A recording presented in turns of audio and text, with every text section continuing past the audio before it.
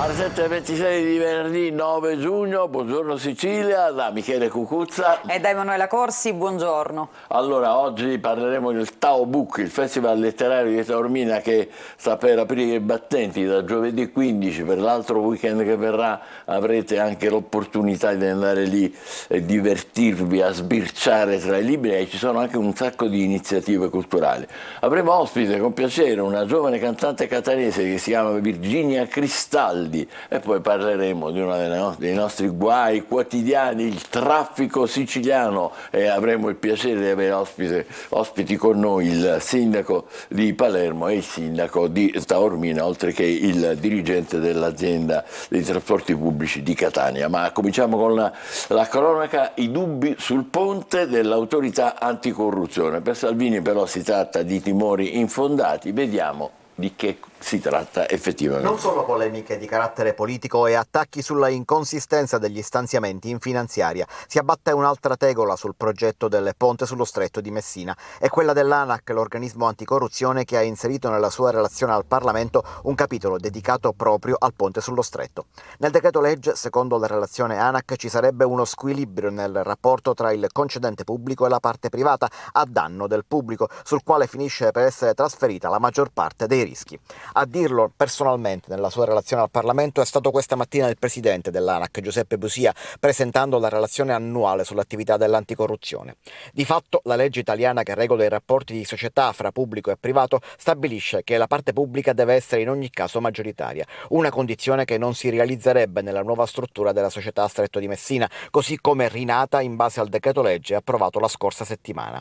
Non si tratta di una bocciatura però sul DL che si basa su un progetto elaborato oltre 10 anni fa. L'ANAC ha proposto infatti alcuni interventi che possono risolvere la situazione attraverso precisi emendamenti normativi per rafforzare le garanzie della parte pubblica.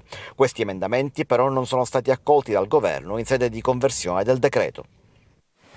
Allora, anche in Sicilia è finito l'autunno, no, non stiamo scherzando, è vero, perché arriva l'estate finalmente e addirittura il primo weekend che si preannuncia sarà rovente con temperature oltre i 30 gradi. Irrompe l'anticiclone e porta il vero caldo con le temperature che in Sicilia andranno ben oltre i 30 gradi. Dopo aver atteso a lungo il bel tempo, il prossimo sarà un fine settimana rovente, durante il quale le spiagge inizieranno finalmente ad affollarsi ed animarsi. Fuori costumi e creme abbronzanti per recuperare il tempo perduto di una primavera dalle sembianze autunnali che ha fatto registrare il maggio più piovoso dal 1921 ad oggi. Si avvicina il momento tanto atteso per gli amanti della bella stagione che ora passano dagli ombrelli agli ombrelloni grazie all'influenza dell'anticiclone delle Azzorre che per tanto tempo è rimasto posizionato tra Francia ed Inghilterra garantendo clima mite e stabilità nel cuore dell'Europa e tanta pioggia in Italia, basti pensare all'alluvione che ha colpito l'Emilia Romagna. Nonostante la colonnina del mercurio sia in netta risalita, non mancheranno però temporali a macchia di leopardo anche al sud, Sicilia compresa, ma è nel weekend che si registrerà il primo caldo tipicamente di matrice africana con il termometro destinato a toccare punte di 33-34 gradi, specie nell'entroterra e nelle ore centrali della giornata, qualche grado in meno nella costa, ma solo per l'influenza della brezza marina. Potrebbe trattarsi però solo di un fuoco di paglia, visto che l'alta pressione non riuscirà a distendersi in maniera organizzata e verrà rapidamente messa in difficoltà da un ciclone mediterraneo che potrebbe portare ancora pioggia, grandine e forti raffiche di vento in tutto il meridione, con la Sicilia possibile teatro di uno scontro tra masse d'aria fredda e d'aria calda, che in questo caso, come detto, innescherebbero l'ennesimo temuto ciclone. Mamma mia, è proprio vero che ormai siamo nell'epoca del tempo instabile. Comunque, adesso passiamo ai giornali siciliani con la nostra Emanuela Corsi. Si parla tanto di ponte oggi, Michele, sulla stampa regionale. Intanto partiamo dalla Sicilia e cominciamo, doppia apertura. Intanto vediamo questa foto. Ecco, questo è praticamente... si parla di movida. Da Catania a Palermo, allarme, mala movida, anzi, la Cassazione in favore dei residenti martiri, che era un tema che abbiamo trattato anche qui a Buongiorno Sicilia, poi vediamo tra poco. Più volte, sì. E poi Ponte, l'ANAC gela il governo, botta e risposta, l'anticorruzione chiede un riequilibrio dei rischi tra pubblico e privati, ma Salvini parla di timori infondati. Poi Andiamo a vedere l'Unione Europea, si compatta e trova l'accordo sul nuovo patto per l'immigrazione. Questo sarà un tema che ritroveremo su tanti quotidiani anche nazionali. Nel taglio alto vediamo altre notizie, si ritorna a parlare del progetto Sea Sicily, la Commissione dell'Unione Europea bastona appunto Sea Sicily e parla di gravi irregolarità, stop ai pagamenti. Adesso ci sarebbero a rischio 70 milioni che erano destinati proprio al comparto del turismo. Poi ad Acireale si va verso il ballottaggio come in altre città siciliane, sfida al veleno alle urne, referendum anche sulla giustizia. E poi altre notizie, vediamo di spalla l'attentato in Francia, il terrore, attentato ad Annecy, siriano accoltella 4 bambini e 2 adulti al parco. E poi ancora si torna a parlare della tragedia a Roma, di quella bimba dimenticata in auto dal papà, il papà carabiniere ha detto ero convinta di averla lasciata all'asilo. Poi anche il lavoro, ci sono novità per quanto riguarda lo smart working, c'è un provvedimento per quanto riguarda le aziende private, smart working sino a fine anno per fragili e genitori di under 14, questo lo avevamo anche anticipato qualche giorno fa. E poi parliamo di Papa Francesco, va bene il decorso post operatorio, ieri una giornata di riposo totale dopo l'intervento che ha subito all'intestino. Andiamo all'interno della Sicilia e parliamo un po' di questa sberla della Commissione europea. Su Sea Sicily ci sarebbero gravi irregolarità, alt alle spese, a rischio i 70 milioni che dovevano essere destinati appunto al turismo. Bruxelles minaccia l'Italia di gravi conseguenze finanziarie. Adesso ci saranno verifiche supplementari sul rispetto delle norme sugli appalti e ammissibilità di questi voucher che servivano proprio per incentivare il turismo in Sicilia. Quindi vediamo ancora, leggiamo il pesante risvolto politico, la nota sul tavolo del governatore Schifani, attivati altri controlli interni, imbarazzo su scelte del passato del governo precedente. E poi c'è Sanseri del Movimento 5 Stelle che dice ecco il disastro del sistema Musumeci. Messina, allora assessore al turismo, si tolga l'assessorato a Fratelli d'Italia, cosa che era già stata chiesta tempo fa quando scoppiò un po' questa inchiesta su Sea Sicily. E proprio l'inchiesta la Sicilia oggi ce la ripropone pubblicando stralci appunto degli articoli del passato, li vediamo qui. Ecco per esempio questo che diceva turismo, il grande bluff di Sea Sicily, appena l'1,16% dei fondi in soggiorni, quindi dati sicuramente molto più bassi rispetto a quelli che poi erano stati diffusi. E ancora un altro articolo, spese irregolari, il 25% non era ammissibile. Ecco, questo giusto per fare un richiamo a quello che era accaduto. E poi a proposito di Sicilia, ecco che la Sicilia sarebbe indietro nel turismo, poco competitiva in Europa e trascura la sostenibilità. La regione sarebbe la 35esima in questa classifica, nel 2023 crescerà meno del resto del sud. Il ministro Santanchè al turismo dice ora bando per piccoli comuni e bonus lavoratori. Io ecco ti propongo questa classifica realizzata dagli studi SRM di Napoli, vediamo collegato a Intesa San Paolo, curato, qui ci sono i nomi da chi. Allora andiamo a vedere questa classifica delle 94 regioni europee. Dicevamo la Sicilia al 35esimo posto, nella top 10 al momento ci sarebbero il Veneto che è la prima in assoluto, al secondo posto le Baleari, chiaramente stiamo parlando di una classifica europea, la provincia autonoma di Bolzano è al terzo posto, le Canarie al quarto, la Catalogna al quinto, la Toscana al sesto, Emilia-Romagna al decimo e Lazio 11esima posizione. Queste sono alcune. C'è la Puglia per esempio che è 25esima se parliamo di sud, quindi è più alta rispetto alla nostra regione. E poi il ponte, eccolo qui, troppi svantaggi ai privati e sul PNRR serve più trasparenza. L'ANAC, il presidente Busia bacchetta il governo mentre Salvini parla di timori infondati.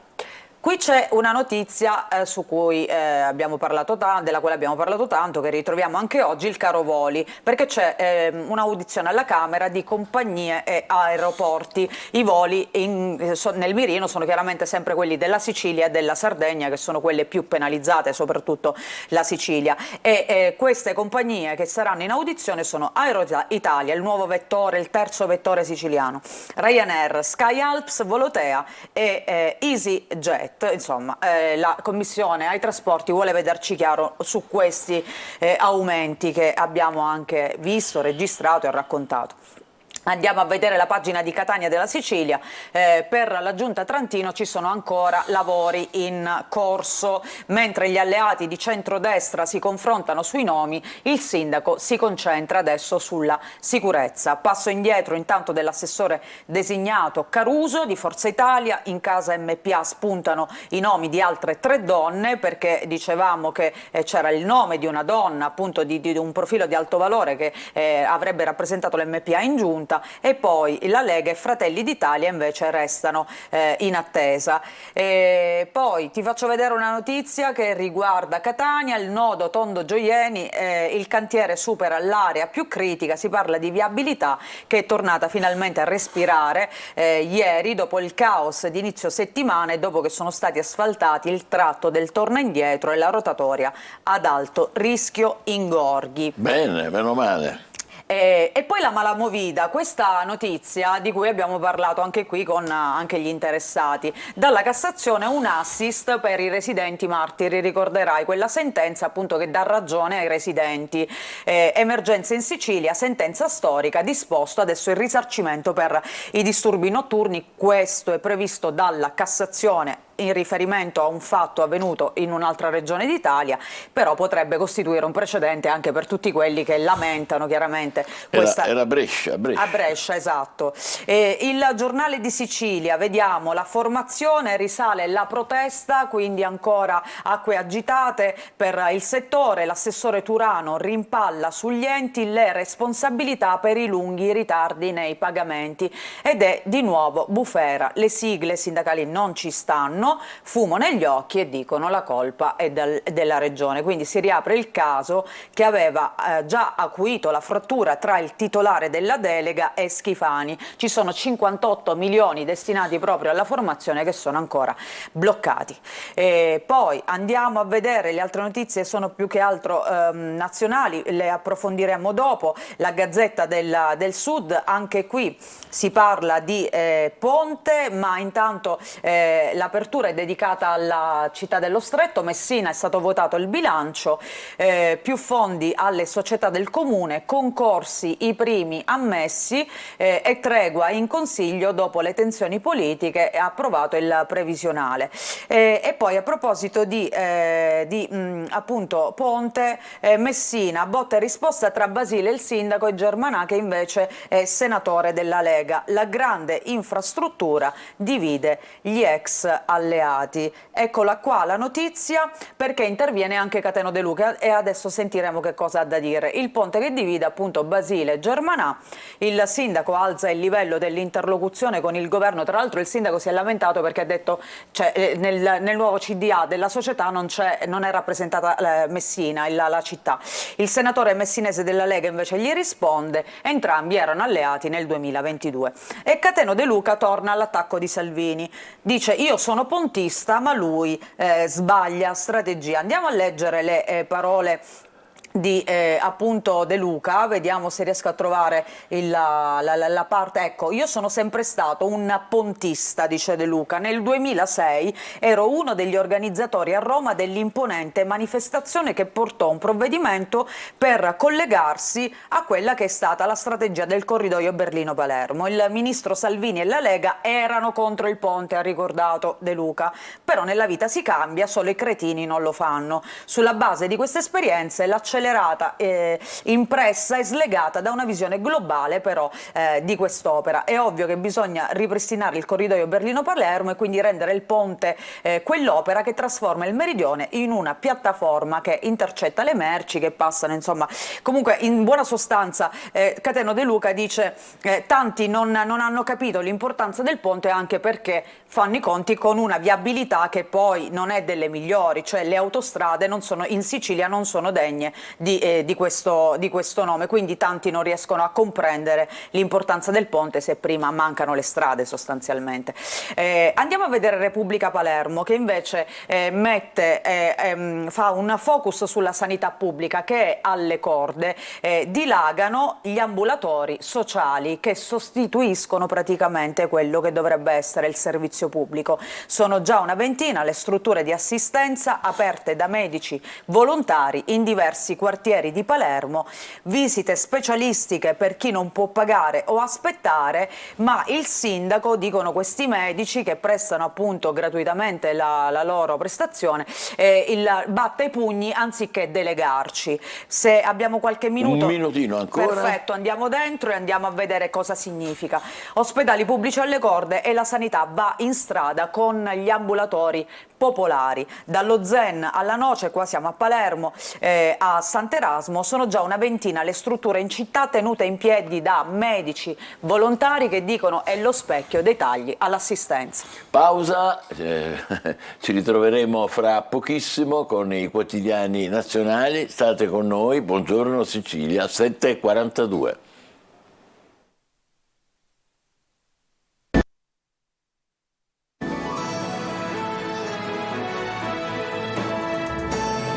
Buongiorno Sicilia, 7:44 con Emanuela Corsi. Vediamo adesso i quotidiani nazionali. Sì, Michele, partiamo dal Corriere della Sera e quindi di questo accordo nell'Unione Europea, un nuovo patto su sbarchi e asilo. Oh, bene, abbiamo fatto l'accordo. Sì, l'Italia vota a favore per queste nuove regole che vedremo come cambiano i rimpatri. Il ministro Piantedosi, intervistato dal Corriere della Sera, dice non saremo più un centro di raccolta. Quindi leggiamo intanto qua, l'Europa trova l'accordo tra le tensioni sulla questione degli sbarchi e sull'asilo politico. L'Italia vota a favore, non saremo appunto il centro di raccolta.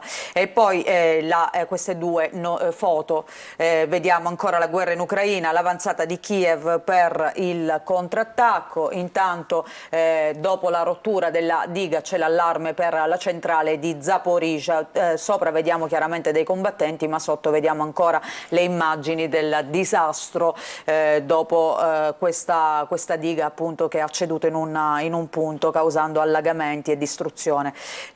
Poi andiamo a vedere altre notizie in prima pagina. Ancora si parla della questura di Verona, la questura dell'orrore. Ecco le foto shock delle torture, tra poco le facciamo anche vedere.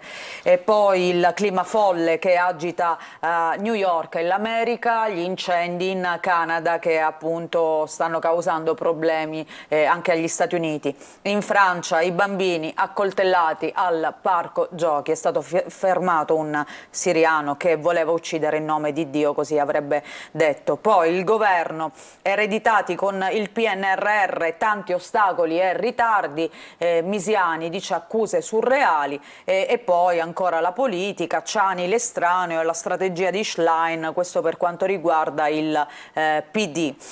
Andiamo a vedere all'interno intanto questi nuovi accordi che sono stati siglati in Europa per quanto riguarda i migranti. Abbiamo rifiutato i soldi, l'Italia non diventerà un centro di raccolta. A parlare il ministro Piantedosi, che dice è passata la nostra linea, con noi anche gli stati del nord. Qui una foto, chiaramente una dei tanti mezzi con i quali sono arrivati i migranti, ma andiamo a vedere i punti. Intanto le compensazioni, quote obbligate per tutti i paesi i conti sui ricollocamenti.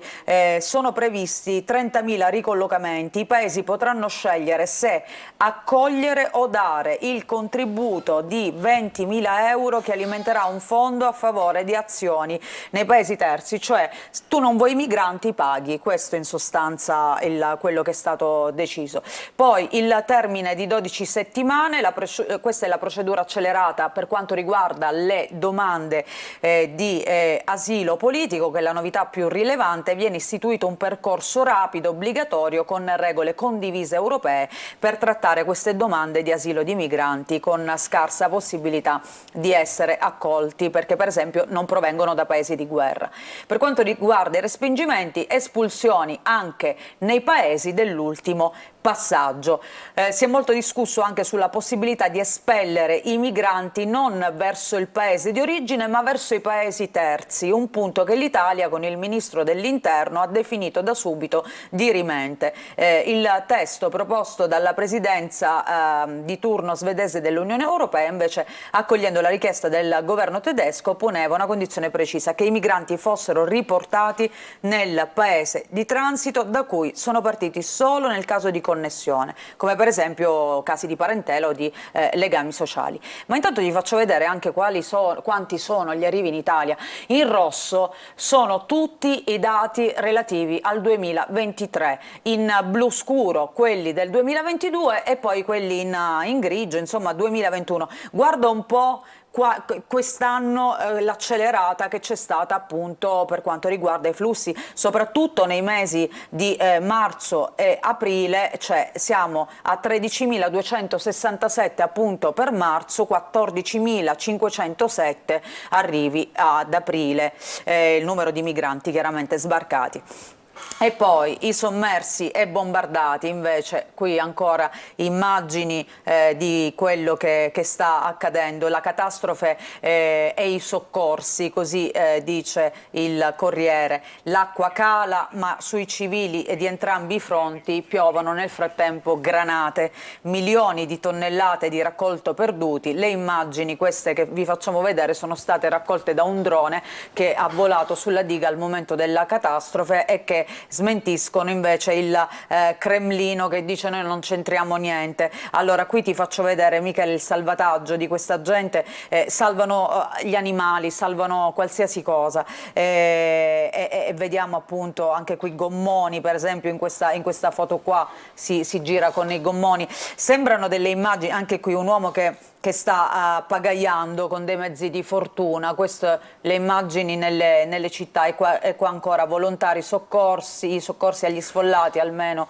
600 km quadrati 600 km quadrati, non un è disastro. poco, Un disastro. Qui ancora vediamo questo signore che appunto migliaia di persone e animali anche hanno lasciato le loro case. Ci ricorda un po' anche quello che è successo in Italia, però ricordiamo che lì si sta combattendo una guerra e tutto è ancora più complicato e più tragico. Poi andiamo a vedere queste Photoshop delle violenze in questura e gli indagati parlavano con i pizzini, pensa, gli agenti temevano le intercettazioni e quindi comunicavano così tra di loro, le minacce con lo spray e le battute, facevano anche battute su Stefano Cucchi. Qua facciamo vedere delle foto, io direi che c'è anche poco da commentare, vediamo per esempio qui un poliziotto che è in questa terza foto che sbatte qualcosa sulla testa di uno dei fermati. Dicevamo in questi giorni si tratta per lo più di migranti e di senza tetto che sono stati oggetto di queste violenze inaudite. E poi c'è anche un altro video che spunta, un fotogramma preso da un video. Invece parliamo di un altro caso, della morte di Giulia Tramontano. Il video in cui l'assassino pulisce il sangue sulle scale, caccia il telefonino di Giulia. A Milano oggi l'autopsia per capire se abbia addirittura provato ad avvelenarla. Ma chi l'ha fatto? Allora, il video? è inquietante questa cosa, perché è un frame di un video di Tele Lombardia, con Impagnatello che pulisce. È stata un ingrandimento, era una ripresa ingrandendo lì accanto il video. Il video, scusami, delle pulizie, ecco, i Eccolo qua. magistrati hanno acquisito anche il video realizzato da un reporter di Tele Lombardia che martedì 30 maggio ha ripreso Impagnatiello mentre puliva le scale condominiali. Cosa da pazzi, Cioè, veramente incredibile. e quindi vediamo qui proprio la mano con uno straccio e si vede lui che appunto cercava di rimuovere le prove di quanto aveva commesso. La Repubblica, si parla di spazi occupati nei telegiornali dalla Meloni, questa è l'apertura, Meloni occupa i TG, questi i dati dell'osservatorio di Pavia, il governo di destra e la maggioranza dopo 8 mesi hanno preso il 70% degli spazi dell'informazione politica RAI. Poi per quanto riguarda l'alluvione, il ministro Musumeci boccia Bonaccini e dice pensi alla regione, la Corte dei Conti, i controlli sul PNRR rimangono. E poi migranti, accordo sul patto dell'Unione Europea, l'Italia non vota con Orban. Ancora i russi sparano sui soccorsi di Kherson, colpi di mortaio contro i sopravvissuti al disastro della diga. Poi vediamo questo affondo della Corte dei Conti appunto che dice controlli del PNRR rimangono e sul recovery e Ponte di Messina arrivano le critiche, come sentivamo, dell'autorità anticorruzione. Allora Guido Carlino della Corte dei Conti dice il controllo continuerà anche in corso di esercizio secondo quanto previsto dalla Costituzione. Il controllo concomitante è utile per cambiare prima che sia troppo tardi, sono le parole invece di Busia dell'autorità dell'anticorruzione. Andiamo avanti con la Stampa. L'Unione Europea, accordo sui migranti, Meloni rompe con Orban, solo 3 mesi per dare asilo, Piantedosi non saremo più il campo profughi d'Europa, Polonia e Ungheria sono contrarie, ma l'Italia invece vota sì a queste nuove misure. Scholz alla Premier, non vi lasciamo più da soli. Pausa, ci fermiamo qui per il momento per i quotidiani, poi avremo molte altre notizie, ospiti e interventi. Intanto diamo un'occhiata al meteo, vediamo questo weekend che ci aspetta, finalmente estivo speriamo, vediamo.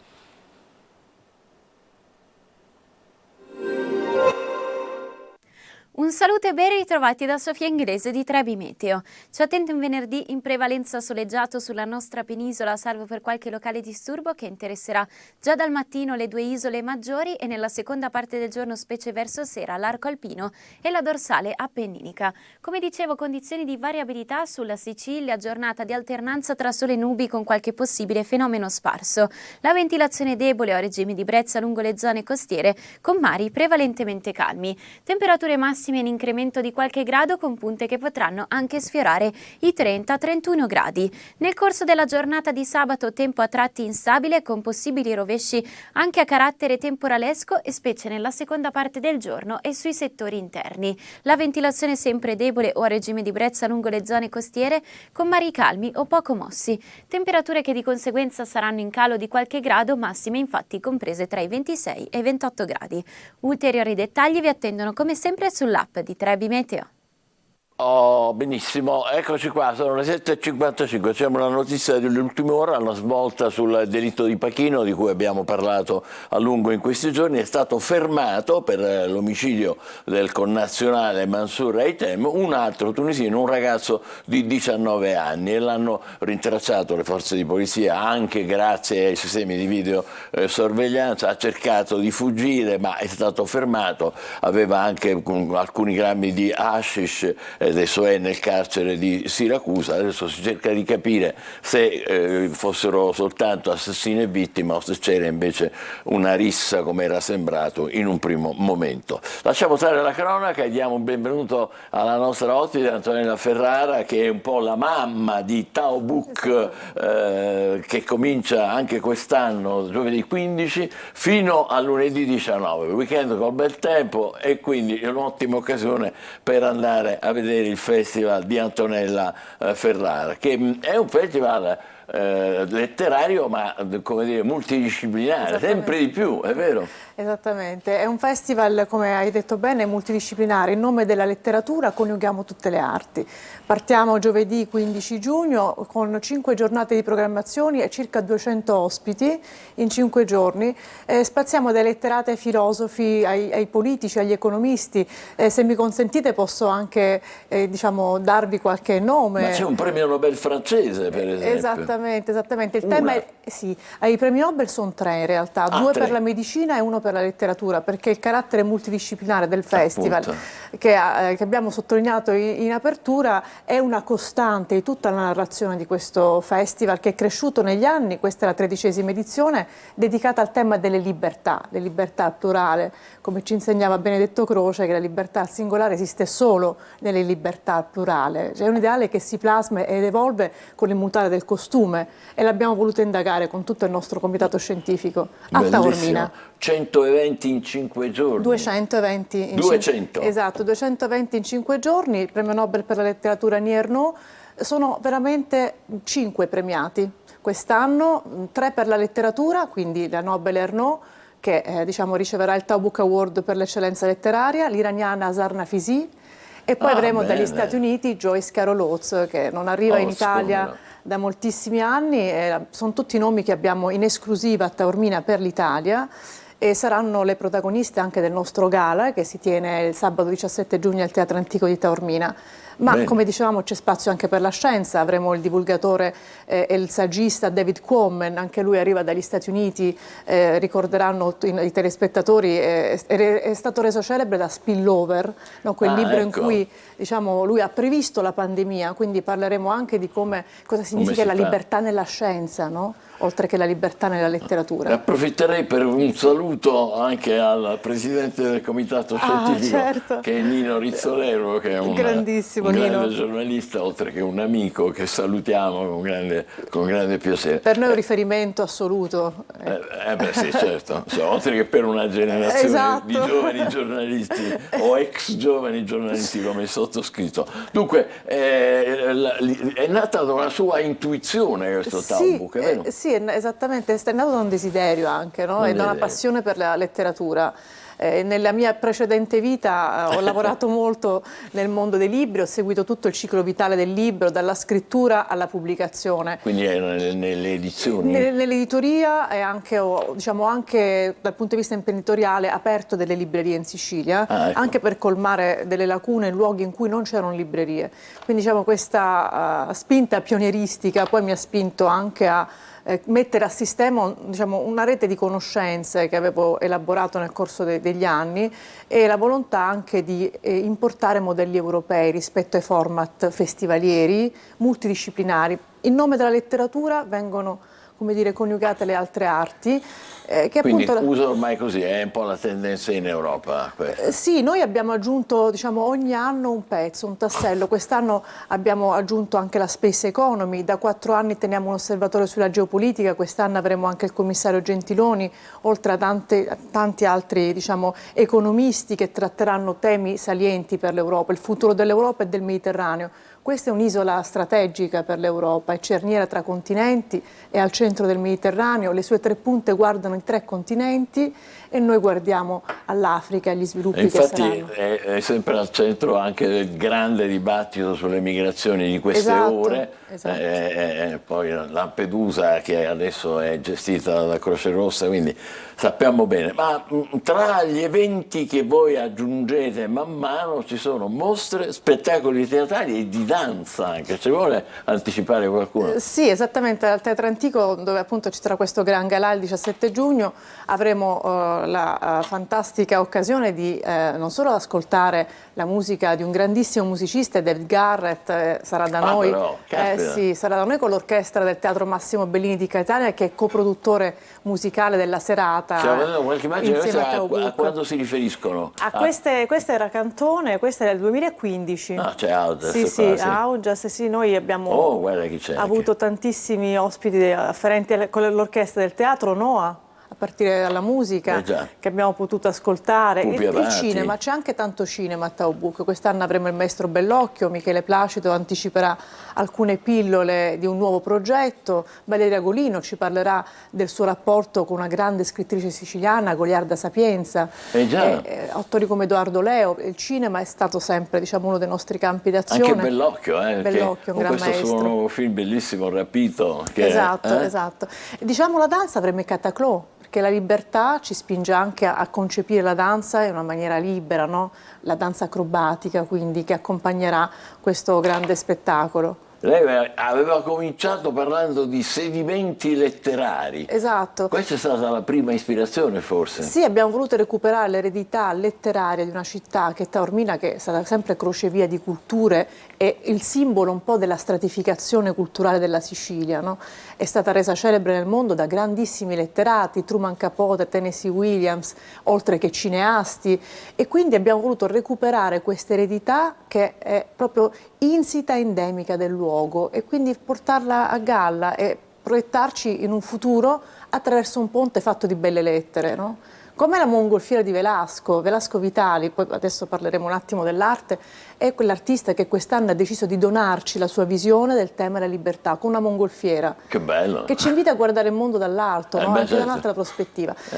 Concludo con l'arte. L'arte è una sezione molto importante di Taubouk. Quest'anno avremo un grandissimo maestro, Giuseppe Penone, uno degli artisti contemporanei più celebri al mondo, e inaugureremo una mostra insieme al Maxi, con il quale si apre una collaborazione, il Museo di Arte Contemporanea di Roma. Nazionale, esattamente, su un artista eccezionale che è Isabella Ducrot, di cui faremo una grande mostra fino a fine agosto. Vediamo ancora qualche immagine, così lei ci aiuta a rimergerci in quelle atmosfere. Che previsioni fate di presenze? Tantissime migliaia, Sì, no? sì, circa 35.000 presenze. Caspita! Sì, in 5 giorni. 35.000. E Taormina è attrezzata per questo, Taormina nell'area intorno. Sì, sì, sia Taormina che i paesi limitrofi, appunto. che poi diventano il grande bacino d'utenza del festival, no? Quindi Quindi è un festival diffuso in tutta la città e anche in luoghi vicini. E questa è una ricchezza, perché naturalmente c'è scambio, conoscenze nuove. Esatto, e diventa una grande libreria a cielo aperto in realtà. La città è il suo territorio. È giusto, è giusto. Beh, bellissimo, complimenti davvero. Vi invitiamo. Grazie, ci saremo sicuramente noi, le nostre telecamere saranno presenti. Parliamo un attimo di questi ospiti stranieri, ci dice qualche parola in più rapidamente, Sì. per conoscerli un po' meglio, Sì. per noi Allora, l'iraniana, che esatto. è importante, è un mondo per noi un po' poco noto, talvolta anche un po' come dire, ostile, ruvido, certo. per le notizie che arrivano, e invece qui siamo sul piano opposto, direi. Esatto, come hai detto bene, partendo dal tema che le libertà, abbiamo voluto offrire uno sguardo letterario sul tema, e ci siamo resi conto che abbiamo offerto anche uno sguardo di donna.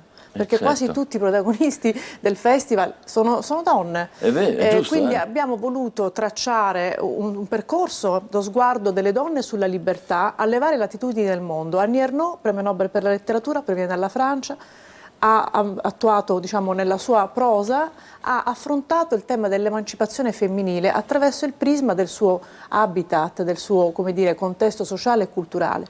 E ha fatto della letteratura un atto politico, no? La Ernaux scrive di lotta di classe, ma sempre attraverso lo sguardo anche sull'emancipazione, la lotta per l'emancipazione della donna, la proprietà del proprio corpo, l'inviolabilità della privacy. Ecco, invece Annie Ernaux combatte contro il regime di Khomeini. Nafisi. Mi scusi, Azar Nefisi è, come dire, il simbolo della lotta delle donne iraniane, una lotta coraggiosa, perché la libertà di cui parliamo, gli uomini liberi a quali ci riferiamo, è una condizione che riguarda soltanto 1/3 del pianeta. 2/3 del pianeta non vive in una condizione di libertà, e questo non è passato remoto o passato prossimo, questo è oggi, come appunto testimoniano le coraggiose lotte delle donne iraniane, di cui inviteremo a parlare appunto di questo Azar Nafisi. Azar Nafisi esula negli Stati Uniti perché perseguitata dal regime iraniano. E poi abbiamo Joyce Carol Oates, proviene dagli Stati Uniti, ci racconta un territorio, ci racconta un continente, ci racconta un modo di essere che è quello degli Stati Uniti d'America, ma ci racconta anche la condizione della donna, della mercificazione della donna e della violenza domestica. Quindi sono degli sguardi Temi di diversi. grandissima, drammatica attualità. Esatto, esatto. Ricorderemo tutti il libro Blondo da cui è stato tratto il film, che racconta l'epopea di un'icona, no? Del Novecento, che è Marilyn Monroe. Beh, complimenti davvero a Antonella Ferrara. Grazie. In bocca al lupo per tutto quanto. Ricordo l'inizio del giovedì 15, Esatto. conclusione del lunedì 19, sono giornate meravigliose, uno si può trasferire lì e godersi veramente non solo la letteratura ma tutta la cultura nel segno della libertà. Complimenti davvero. Noi facciamo una breve pausa e poi torneremo con altri ospiti. State con noi, buongiorno Sicilia.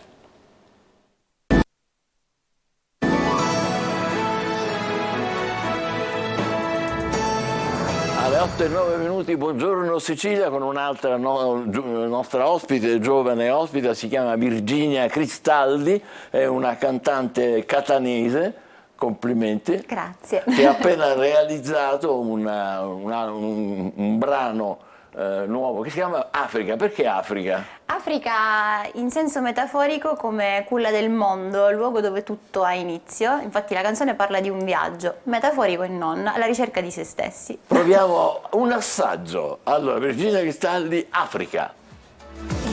Va bene, quando vuoi, eh? Bellissima questa canzone. Autori? Io e papà. E papà, diciamolo chi è il papà, che è una gloria catanese anche lui. Batterista nonché fondatore dei mitici Beans. Dei Beans, Pietro Cristaldi, Sì, detto esatto. Folletto. Folletto.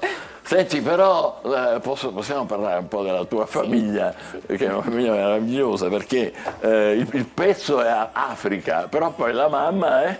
Mia mamma è araba, quindi sono io italo-araba, diciamo che già nasco con un miscuglio di culture un po' particolari. E questo dà tantissimo, Sì, a differenza dà di quelli che molti pensano, in realtà è una ricchezza enorme, vero o no? Sì, Quindi assolutamente. tu vai e vieni continuamente. Sì, mi sposto sempre, questo ce l'ho proprio nel DNA. Ah, che bello, e infatti non a caso si vede anche nel brano che hai scelto di guardare verso l'Africa. Senti, ma raccontaci un po' la tua carriera, che non è enorme perché sei giovanissima, però insomma, come comincia? Comincia con qualcuno che ti ha spinto, oltre che il papà, che abbiamo già detto, Pietro Cristaldi, che salutiamo.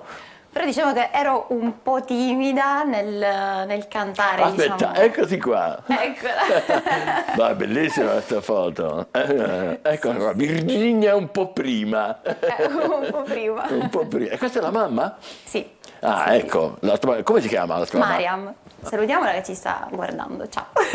Benissimo. E poi che succede? E poi Dopo che succede sei diventata un po' più grande. esatto, uno dei più cari amici di papà, ovvero il grande Gianni Bella, Gianni Bella. è stato lui che mi ha spronata a mettermi in gioco. Eccolo qua. Eccolo lì, lo zio Gianni. È stato lui che ti ha sparato perché ti sentiva canticchiare? Com'era? Ha sentito qualcosa delle mie prime esibizioni live con la band e ha sentito anche in anteprima le mie prime scritture di canzoni e si è subito interessato al mio progetto, diciamo. Bello. I figli d'arte è così, o sì o tutto o niente. E lei sicuramente tutto quanto. Quindi hai cominciato subito a esibirti da ragazzina. Praticamente sì, addirittura con la stessa band con cui suono tutt'oggi, quindi bellissimo. Ho iniziato con loro e continuo ancora a suonare con loro, tra cui c'è anche papà. Ah, che bello, che fa ogni tanto? Entra anche lui Senti, hai partecipato a The Voice Italia. Allora, parliamo di questi concorsi un po' televisivi, un po' spettacolari, come sono? Allora, molto bella sicuramente come esperienza formativa che ti lascia tantissimo, anche al di là del fattore musicale, anche umanamente, con tanta gente che conosci, che a sua volta ti lascia qualcosa, poi a prescindere dal risultato che si abbia, secondo me. I tuoi tatuaggi o interviste adesso sì, si possono... qualcuno, sì. Hanno qualche significato che ha attinenza alla tua bella famiglia? Sì, assolutamente questi. Aspetta, mostra così giusto. perché se no non c'è... Questi qua? Questa è una rosa dei venti, che i venti. appunto sicuramente i viaggi, I viaggi ci con gli sono, aerei. sì, e poi ci sono un po' di cose musicali, a Lunga Piana? tipo Quello cos'è? Imagine, che è la mia canzone preferita, nonché il primo brano che registrai tanto tempo fa, quindi E come fa? Imagine there's no heaven. Ma che voce meravigliosa, complimenti davvero. Senti, ma è vero che fai anche gioielli? Sì, è vero anche quello, sono una jewelry designer, ho un mio brand. Sì. Ah, però. Oltre la musica vado sempre in ambito artistico, non mi scosto più di tanto. Che è un piano B, no? Sì, un po' sì. No, non credo che ci sia bisogno per questo. Senti, diamo qualche consiglio a giovani aspiranti del mondo dello spettacolo. Chi lavora come noi in televisione ne sente tanti e dicono: ma come si fa? Perché poi uno dice mi affido a qualcuno, però poi rischio di assolutamente naufragare. sì. E da solo qual è la strada giusta secondo te? Ma secondo me innanzitutto studiare ciò che si vuole fare, dove si vuole arrivare e non buttarsi nelle mani di qualcuno subito, ma né tantomeno buttarsi a fare da soli troppo, perché si rischia di bruciarsi delle carte che poi non si possono più riprendere. Quindi, se ho ben interpretato, bisogna essere preparati, non, sì, non sì. improvvisati. Quello è Cioè, uno qualcosa fondamentale. deve sapere fare. Sì. E poi dopo certamente trovare le persone, nel Sì. tuo caso in famiglia addirittura, con persone splendide, cioè, trovare però le persone che ti aiutano e non ti fregano, insomma. Esatto, che oggi purtroppo la fregatura è sempre dietro La l'angolo. fregatura però è anche vero che bisogna coltivare la propria passione, Sì, sì. Farlo diventare un talento. Quello a prescindere dal risultato, perché quando si spegne o si smorza la passione comunque non si arriva più a niente. Già, ma quello, come si dice, non c'è il minimo dubbio. Senti, i progetti tuoi quali saranno? Allora, questo qua è un singolo o è l'inizio di un album? Sì, è il primo singolo che anticipa l'album, che uscirà sicuramente entro la fine dell'anno. E chi compone? Sei tu che componi tutto? Quasi tutto, saranno circa 10 brani che ho scritto io insieme a papà alcuni e poi c'è un brano che mi ha omaggiato Mario Biondi, scritto e musicato da Mario lui. Biondi, un altro nostro amico, che Sì. bello! E lui ti ha regalato un Sì. brano. Fantastico. Sì, non vedo l'ora anche questo di farlo uscire perché veramente ne sono molto orgogliosa. Beh, certo, come no. Che dice Mario? Tutto bene. Ti tutto incoraggia, bene. no? Sì, sempre, sempre. Grandissimo, bene, benissimo. Senti, la tua musica, che tipo di musica è? Perché adesso noi qua non ci capiamo niente, abbiamo sentito che hai una voce bellissima, che la canzone è molto bella, ma c'è un genere, esistono ancora i generi? Allora, sicuramente fa parte della corrente indie. Quindi è un indipendente, pop, sì, è un pop con tantissime contaminazioni. Per esempio nel CD ci saranno tante contaminazioni. Africa ha molto sound comunque afroamericano, un po' di reggaeton, poi ci saranno altri brani un po' più ballad, qualcosa un po' più jazz, soul jazz, tipo il brano di Mario. Quindi diciamo che sarà un contenitore di pop e non solo. Fantastico. Ultima domanda che ti faccio, tu hai una famiglia meravigliosa e quindi quello costituisce un retroterra importante. Rimanere a Catania è importante? Oppure pensare di muoversi? Vabbè, tu anche Muoversi ritornando sempre a Catania, secondo me. Sì, Sì. Perché Bellissimo. comunque le radici sono sempre importanti, avere un senso di appartenenza a qualcosa, a qualche luogo è sempre importante. E tu lo senti molto questo, vero? Sì, sì. Nonostante abbia girato tantissimo nella mia giovane vita, però sento comunque tanto l'attaccamento proprio alla Sicilia, a Catania ovviamente. Anche se hai poi Sì. elaborato Africa. Esatto. Che risentiremo, riascolteremo per intero in conclusione del programma. Facciamo i complimenti a Virginia Cristaldi, salutaci tutti, tutta Non la mancherò. famiglia, tutti gli amici che abbiamo nominato, che sono tutte veramente persone straordinarie. Grazie davvero, in bocca al lupo per tutto. Grazie mille. A dopo, conclusione di programma, ancora Virginia Cristaldi. Adesso facciamo una breve pausa e poi parleremo di gioielli e di oro. Pensate. State con noi, buongiorno Sicilia.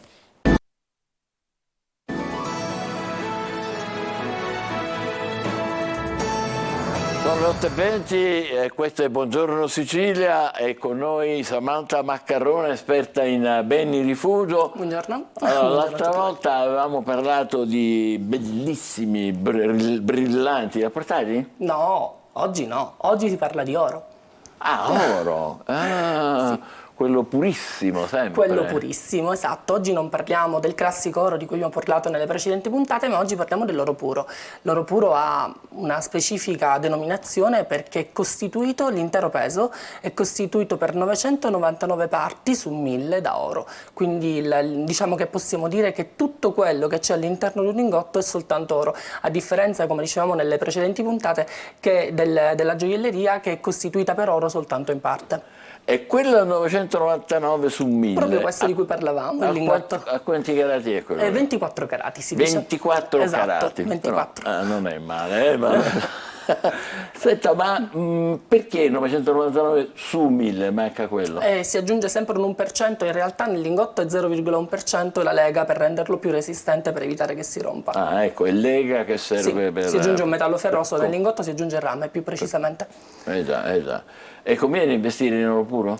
Allora, diciamo che conveniva forse fino a qualche tempo fa. Oggi ancora c'è spazio per poter entrare, secondo le nuove indicazioni che ci ha dato la Fed, secondo le indicazioni che ci manda la BCE. Se la regia ci accompagnerà con delle immagini, avremo modo di vedere il grafico degli ultimi 20 ci anni. faccia capire. Eccolo qui. Vediamo. Questo è il grafico degli ultimi 20 anni. Se ci focalizziamo soltanto negli ultimi 10 anni, Sì. ovvero dove leggiamo la lettera V del marchio in fondo, per intenderci, in quel punto lì per l'esattezza, quelli sono gli ultimi 10 anni, possiamo dire che dal 2013 ad oggi l'oro vale il doppio, quindi negli ultimi 10 anni l'oro è salito del 100%, un investimento impressionante, e mi chiedo quale banca possa offrire un tasso di interesse così alto del 100%. Ma è incredibile, sugli cioè, oggetti preziosi. chi aveva investito a suo tempo, facciamo caso, 5.000... 5.000 euro se ne è ritrovati 10, esatto. 10.000? Assolutamente sì. Fantastico.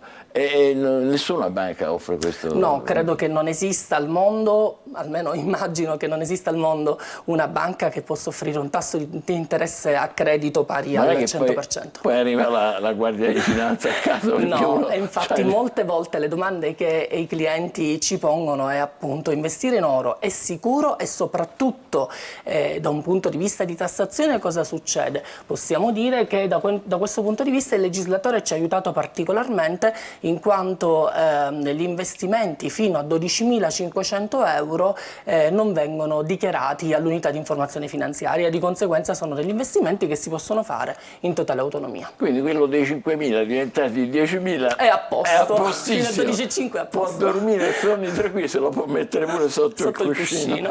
Ecco, ma non è che ora scende però poi l'oro? Allora, Perché questa è una domanda così. assolutamente legittima. Noi non possiamo dire, io non potrei mai dire in qualità di consulente che l'oro non scenda, perché nessuno può prevedere il mercato. Già. Quello che noi però possiamo dire è che possiamo seguire gli orientamenti che abbiamo attualmente da parte delle banche più importanti, tra cui la BCE e la Banca Centrale Europea. Certo. E la Banca Centrale Europea ha soltanto nel mese di gennaio 2023 come dire, realizzato un investimento di 2 tonnellate di oro.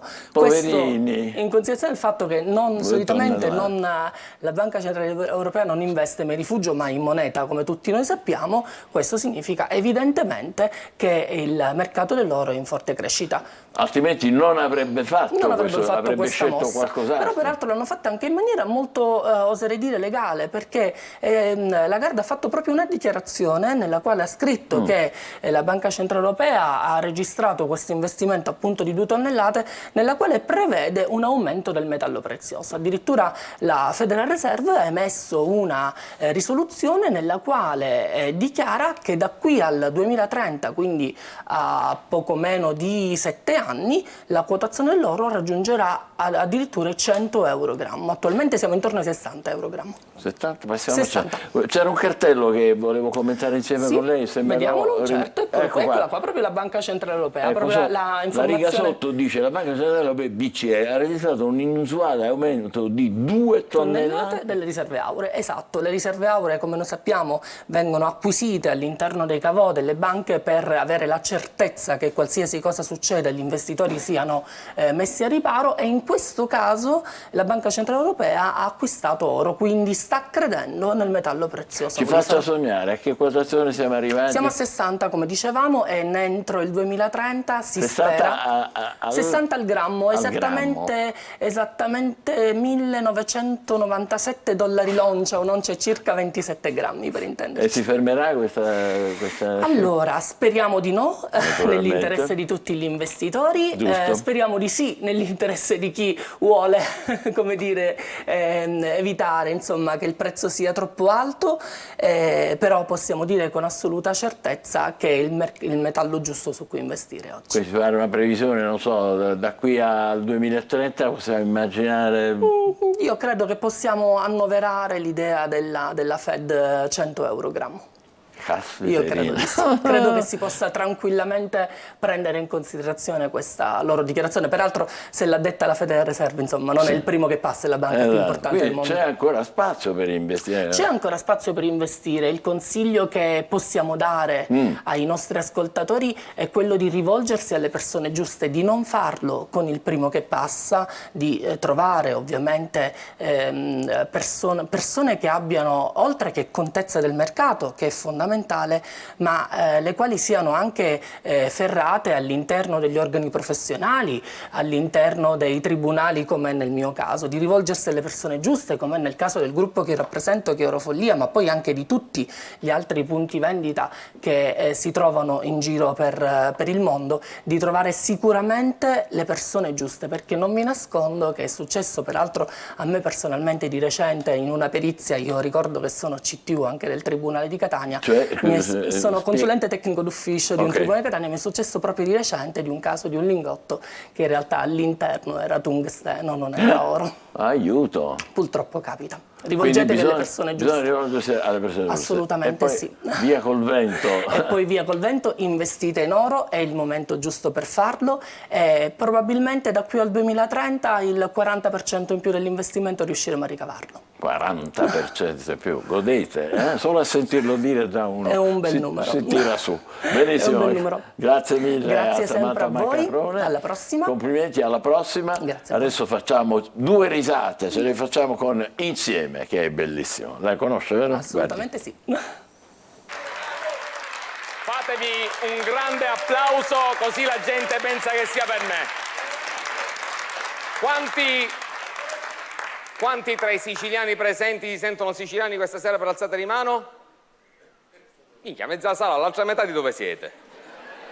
Perché dico questa cosa? Perché a volte noi ci confondiamo, ma è facile che ci si confonda, perché noi siamo arabi, normanni, siculi e sicani, e a volte ci perdiamo quello che la storia ci ha lasciato. Per esempio, non tutti in realtà sanno che a Palermo c'è il percorso arabo-normanno. Io l'altra volta l'ho fatto apposta, mi sono messo davanti Palazzo dei Normanni, ho fermato una signora e ho detto: signora, scusi, sa dove posso trovare un monumento arabo-normanno? Chi? Signora, sa dove posso trovare un monumento arabo-normanno? Per mia chi sarebbe normanni se ne hanno a tutta la sua casa.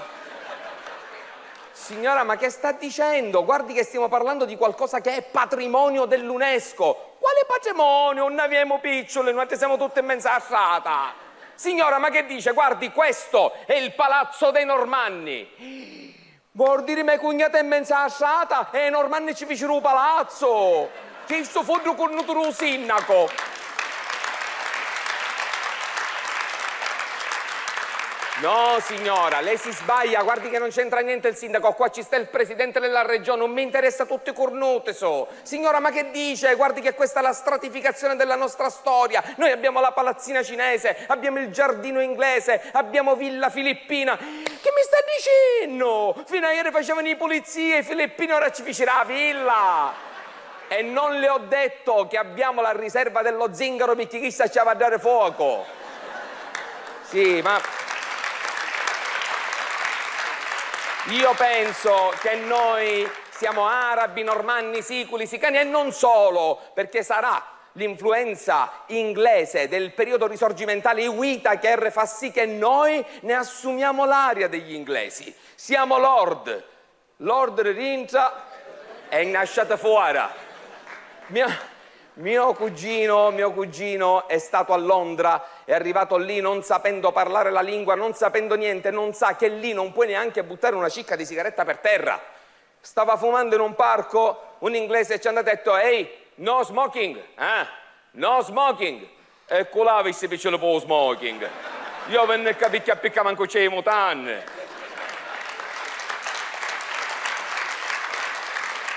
No! Nino, non è così, devi imparare la lingua, tu non puoi andare lì senza conoscere la lingua, ma anzi, lo sai che cosa ho fatto? Ho preso un insegnante, me la sono messa accanto di lingua madre, di padre sconosciuto, 3 mesi, per 3 mesi veramente è stato un grande sacrificio, difficilissimo, ma io posso dire che dopo 3 mesi con soddisfazione ce l'ho fatta. Bravo. Dopo 3 mesi la mia insegnante parlava perfettamente il siciliano.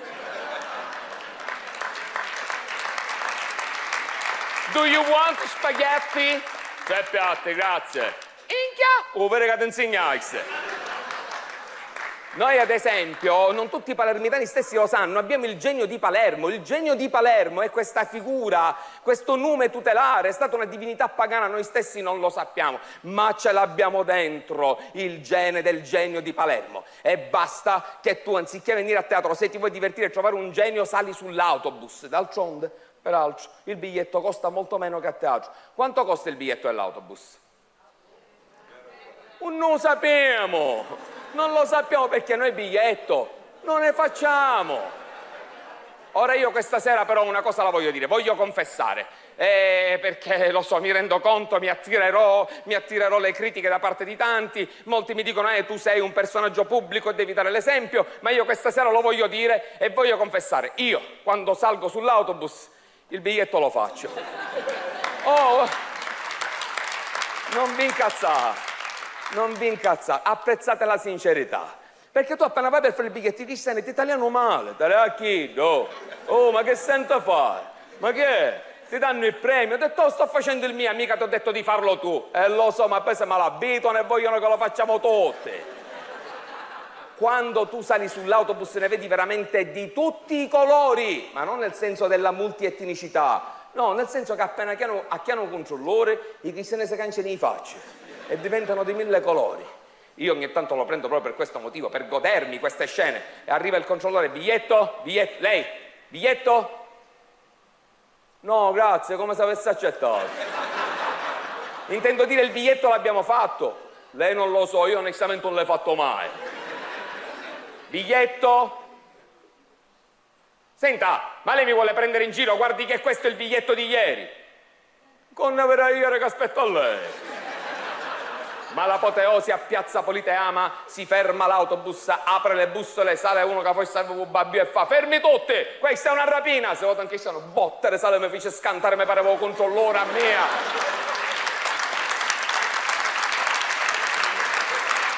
Sicilia, siamo arabi, normanni, siculi e sicani. Sicane, cani mannara.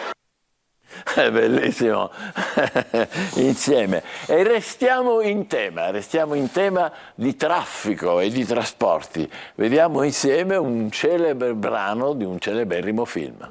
Era una bella città, ma ora è bellissima. Il sole, il mare, i fichi d'India, Empedocle, Archimede. Purtroppo siamo famosi nel mondo anche per qualche cosa di negativo, per esempio quelle che voi chiamate piaghe. Una terribile, e lei sa a cosa mi riferisco, l'Etna. Il vulcano che quando si mette a fare i capricci distrugge paesi e villaggi, ma è una bellezza naturale. Ma c'è un'altra cosa, e questa è veramente una piaga grave che nessuno riesce a risolvere. Lei mi ha già capito, è la siccità. Da queste parti la terra d'estate brucia, è secca, una brutta cosa. Ah sì, è una bruttissima cosa, l'avevo sentita infatti. Ma è la natura e non ci possiamo fare niente. Ma dove possiamo fare? E non facciamo, perché in buona sostanza purtroppo non è la natura ma l'uomo. Dov'è?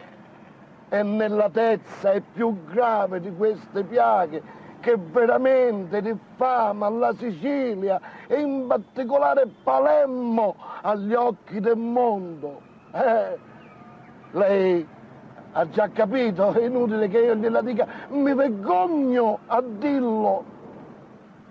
È il traffico, troppe macchine, è un traffico tentacolare, vorticoso, che ci impedisce di vivere e ci fa nemici, famiglia contro famiglia, troppe macchine. Scusi se l'ho messa in mezzo a questo traffico, davvero. Rimango un minuto per salutare Maria e vado in albergo.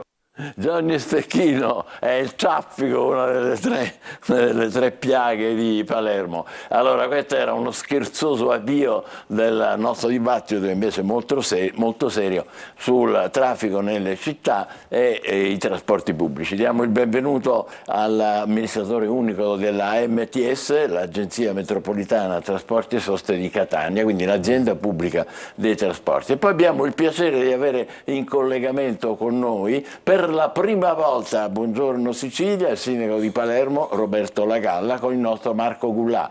Buongiorno a entrambi, benvenuti. Buongiorno professore. Buongiorno a voi e grazie per l'invito. È un piacere, grazie. E poi c'è il sindaco di Taormina, neo sindaco di Taormina, Cateno De Luca, ex sindaco di Messina, quindi anche Taormina è una città del grandissimo turismo, non ha il problema certamente del traffico, il problema del traffico però Messina un po' ce l'ha, l'abbiamo seguito in questi giorni. Allora, cominciamo con lei, anche da frequentatore dei trasporti pubblici. Secondo un report di Kyoto Club, eccetera, eccetera, Catania risulta fanalino di coda come città decarbonizzata e mobilità sostenibile. Cioè, è vera questa cosa? Guardi, il report io l'ho letto, purtroppo dà dei dati non proprio aggiornati perché si riferisce al 2020. Cioè che respiriamo.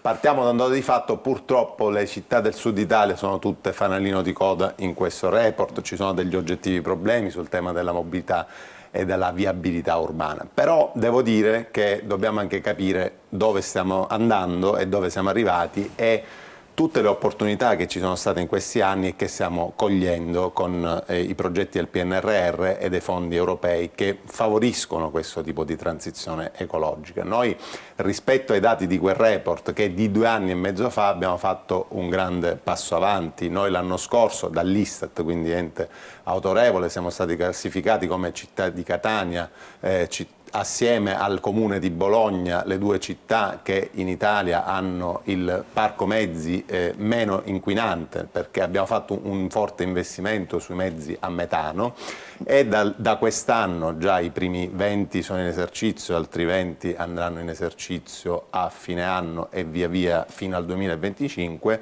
Abbiamo stanziato, grazie al Comune di Catania, i fondi del PNRR, 75 milioni di euro per acquistare 110 bus elettrici più altri 30. Questa è una bella notizia. Questa è una bella notizia 110 bus le sto elettrici. parlando ovviamente di cose già in cantiere e in essere, perché già, ripeto, una ventina sono già in esercizio, altri 20 lo saranno a fine anno, ma l'obiettivo che ci dà l'Europa e che il Comune di Catania con la sua azienda partecipata ha colto pienamente è quello di fare la transizione completa ai bus elettrici. E anche sul tema, ecco, però comunque del parco attuale, la possibilità di aver acquistato diversi mezzi a metano ci ha già consentito di fare un grande passo in avanti rispetto a questo tema. Quindi ecco, sicuramente non siamo ancora ai livelli ottimali, ma ci arriveremo in un paio d'anni, però il report io ritengo che sia fortemente superato, visti questi forti investimenti fatti in questi anni. Chiedo scusa ai sindaci se li ho fatti aspettare, ma mi interessava molto sapere questa cosa, anche perché adesso a Catania, diciamo, noi abbiamo la nostra sede. Qualche dato che riguarda Palermo. Palermo dicono che è la città dove si passano più ore in macchina, 110 ore, 5 giorni all'anno. In mezzo a un ingorgo. Seguono naturalmente Roma, Napoli, poi anche Messina 73 ore, Catania 69. Allora Marco, prego, conduci con il sindaco Roberto Lagalla.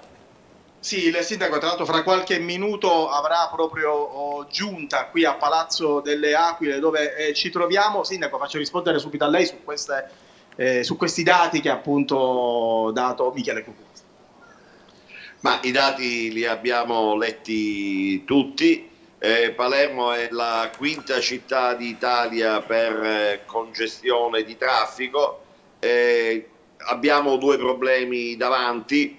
Uno è quello evidentemente di ridurre l'inquinamento, ma l'altro è anche quello di decongestionare concretamente il traffico.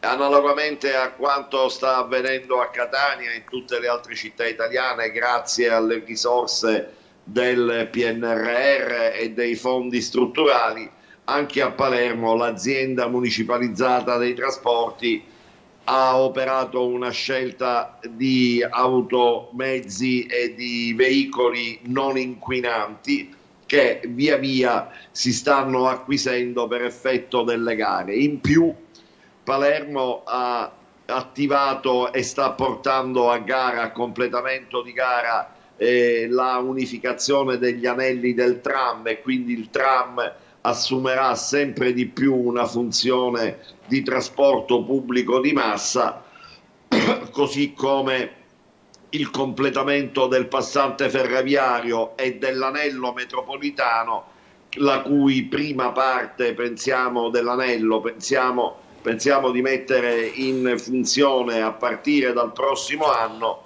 contribuiranno al decongestionamento del traffico e all'abbattimento dell'inquinamento. In ultimo, un grande ricorso previsto nel PNRR e in gran parte realizzato sulla mobilità dolce, in particolare ciclovie e regolazione dei mezzi di tipo velocipede.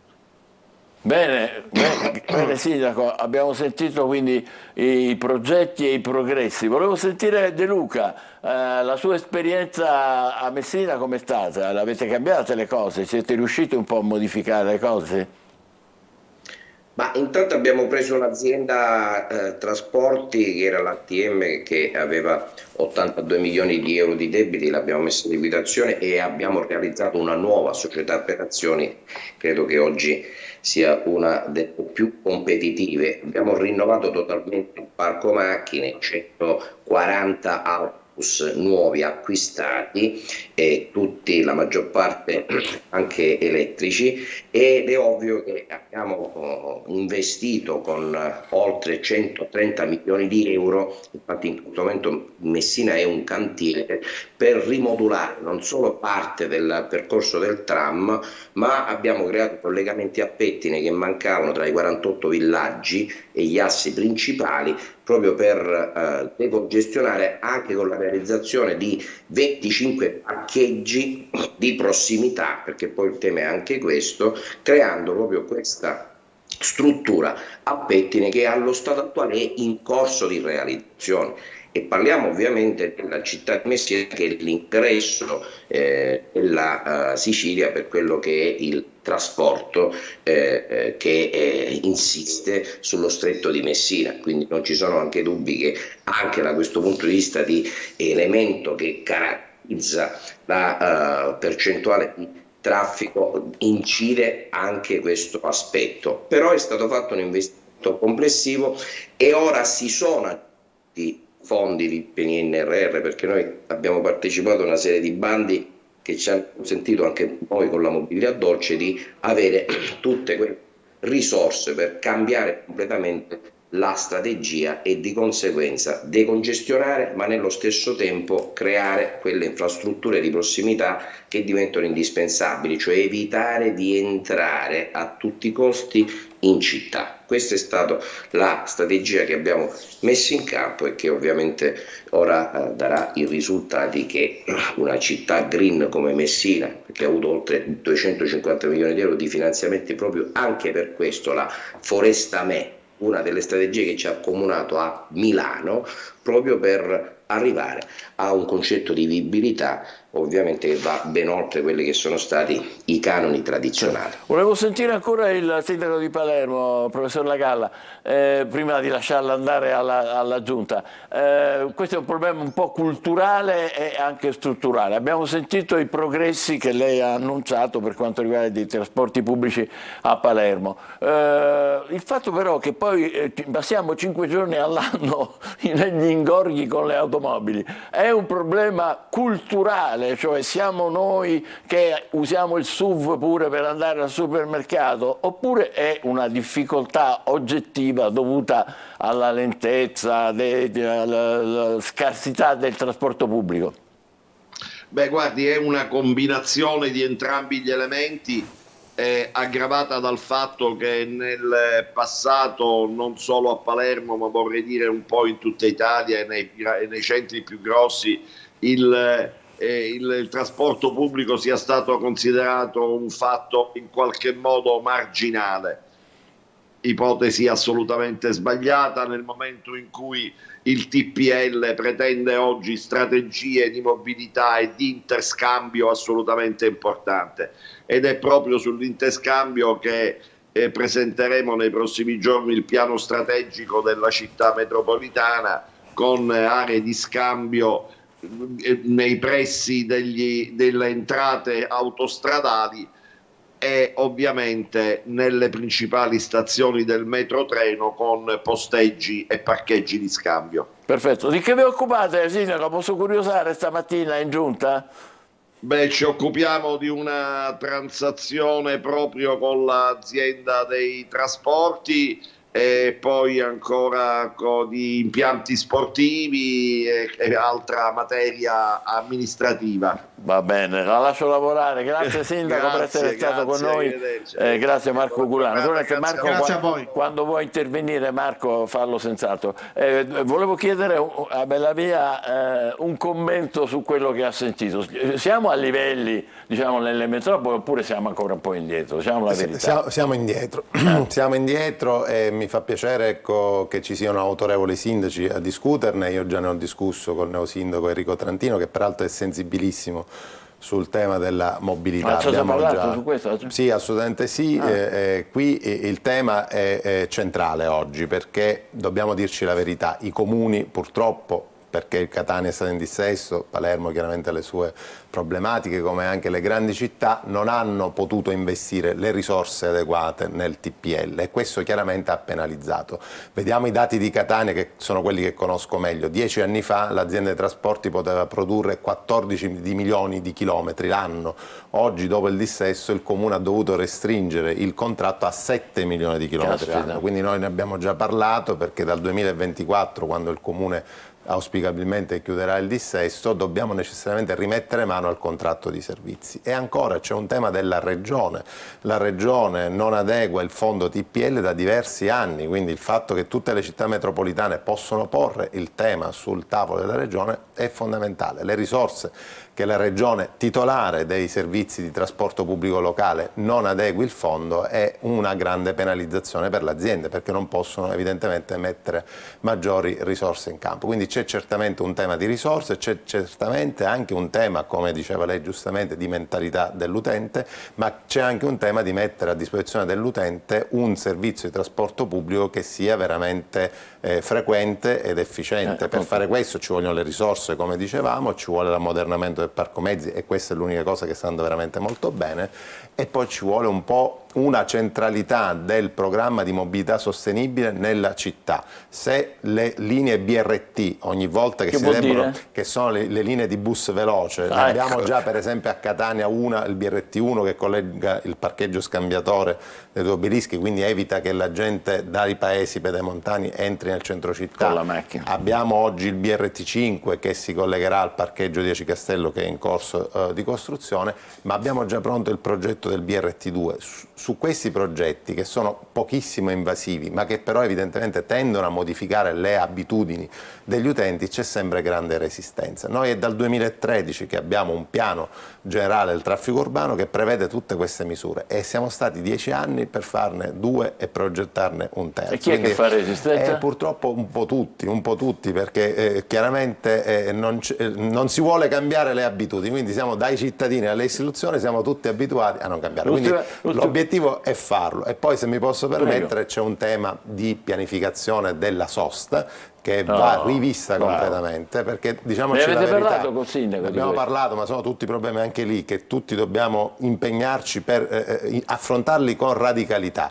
Oggi a Catania abbiamo 8.000 stalli e quindi sono pochi, quindi dobbiamo impegnarci sui parcheggi scambiatori e sui parcheggi sotterranei che sono da 20 anni fermi per tutte le problematiche giudiziarie societarie di diversa natura, ma c'è anche un problema di vedere come gestire l'esistente. Se gli stalli oggi sono pochi, quello che noi possiamo fare è favorire la rotazione di questo stallo. Noi ogni giorno uno stallo lo dobbiamo far fruire 10 volte, 20 volte, invece quello che tutti vorrebbero è l'abbonamento per tenere 24 ore su 24 la propria macchina posteggiata come un parcheggio privato. In parte abbiamo fatto questo perché abbiamo zonizzato la sosta, abbiamo un po' sfoltito il tema degli abbonamenti, però ecco, vorrei che si comprendesse anche grazie a voi che il tema è questo: se non c'è una grande modifica della pianificazione delle cose, sia del trasporto pubblico che della sosta, non si riuscirà a risolvere il problema. Per carità, in maniera definitiva sono anche questioni strutturali di come l'olografia della città, eccetera, però su tante cose si può intervenire, però ci vuole il concerto di tutte le forze. Sindaco De Luca, come ha trovato il traffico a Taormina? Guardi, definirlo borderline è un complimento. Veda, uscire a Taormina già alle 8 di mattina, tentare di fare una passeggiata e trovarsi a fare la gincana tra i sacchi dei rifiuti depositati e tutti i mezzi furgoncini del carica e scarico che si trovano fino credo alle 10:30, 11 mediamente in tutto il corso principale, è proprio ciò che non tollerò più, e dal 19 di giugno si cambia. Alle 8 non entra più nessuno nel corso e alle 8:30 si chiude la cosiddetta barra. Chi rimane lì entro le 8:30 sequestriamo anche il mezzo. Per quanto riguarda i rifiuti, si possono esporre solo dall'1 di notte fino alle 6:30, perché mi sto organizzando anche per fare i miei blitz e di conseguenza far chiudere anche quest'altra vergogna, perché naturalmente quella che è la perla del turismo non si può assolutamente presentare con queste caratteristiche. Questo è il ragionamento di base. Poi è ovvio che ci troviamo con l'invasione rispetto ai grandi eventi ed è questo il tema che stiamo affrontando in questi giorni, perché ho detto che ora il sindaco De Luca fa un'ordinanza, siccome il suolo è di proprietà del comune di Taormina, mentre il teatro antico è della regione, però per arrivare al teatro antico si deve passare sul suolo comunale, quindi faccio un'ordinanza e non faccio più passare nessuno, perché non è pensabile che Taormina già è piena di suo e i grandi eventi mi portano a 4.500 persone, che per carità siamo felici per questo, certo. Ma io non posso non incassare un euro, dover garantire l'ordine pubblico, fare la pulizia, prendermi le varie responsabilità, e la regione a ogni grande evento ci rimette pure 20-30 mila euro a sera. Chi ha immaginato questo disegno criminale ora se lo deve modificare immediatamente, e queste sono le discussioni che incidono ovviamente su quel che è traffico e ordine pubblico. Parole forti e parole chiare, come sempre quelle del sindaco De Luca. Abbiamo sentito anche il sindaco di Palermo e lo ringraziamo ancora per essere stato con noi. Grazie al dottor Bellavia, speriamo davvero questi 110 autobus elettrici a Catania li vogliamo vedere e ci vogliamo salire su al più presto. Adesso suggerimenti per questo fine settimana per chi ha voglia di uscire, gustarsi un po' la nostra Sicilia, compresa naturalmente la splendida Taormina di Qui Sopra. State con noi.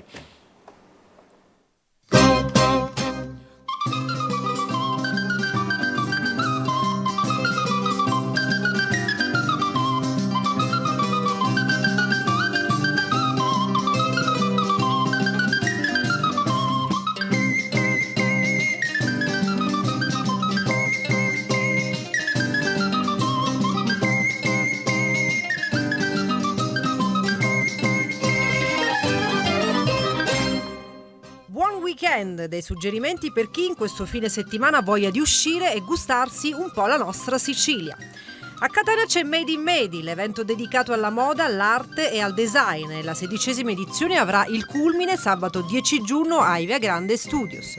Puri promettenti studenti e marchi affermati di settore saliranno sulle passerelle e vi mostreranno le loro ultime creazioni. Al Centro Culture Contemporanee Zoo, sabato 10 giugno alle 21 c'è Mishup Incidenti di percorso, il format live ideato dal comico Emanuele Pantano, che ha spopolato sul web con milioni di visualizzazioni. Le risate sono assicurate. A Palermo invece fino all'11 giugno c'è la 14ª edizione di Una Marina di Libri, il festival dell'editoria indipendente che si svolge a Parco Villa Filippina. Quest'anno il filo conduttore è il fascino dell'eresia. Al Parco di Villa Tasca invece fino a domenica saranno delle notti magiche, serate dedicate al buon cibo e al buon divertimento. Musica dal vivo e il Garden Bistro con appuntamenti fino all'1 di notte per tutta la famiglia. A San Vito Lo Capo fino all'11 giugno c'è il Festival degli Aquiloni. Avete ancora un paio di giorni per stare col naso all'insù e ammirare i colori, il fascino e la fantasia di chi crea quello che è il primo oggetto volante creato dall'uomo. A Milazzo, in provincia di Messina, fino al 10 giugno è tempo di Festival del Cinema Italiano. E la seconda edizione ci saranno tanti ospiti, la serata finale sarà presentata da Veronica Mai. A Troina, in provincia di Enna, dal 10 all'11 giugno ritorna la transumanza degli asini della legalità. La docile mandria di asini ragusani e cavalli sanfratellani, divenuti ormai simbolo della lotta alla legalità, lascia la calda vallata verso i freschi alpeggi. A Siracusa prosegue con una prima assoluta la 58ª stagione di spettacoli al Teatro Greco. Fino al 24 giugno è in scena La pace di Aristofane, un testo originalissimo, visionario, spiazzante, a volte perturbante, da non perdere. A Modica invece domenica 11 giugno alle 18:30 al Teatro Garibaldi ci sarà l'orchestra del Teatro Massimo Bellini in concerto. Se amate le sinfonie di Rachmaninoff, De Falla e Ravel, prenotate in tempo. Buon weekend a tutti!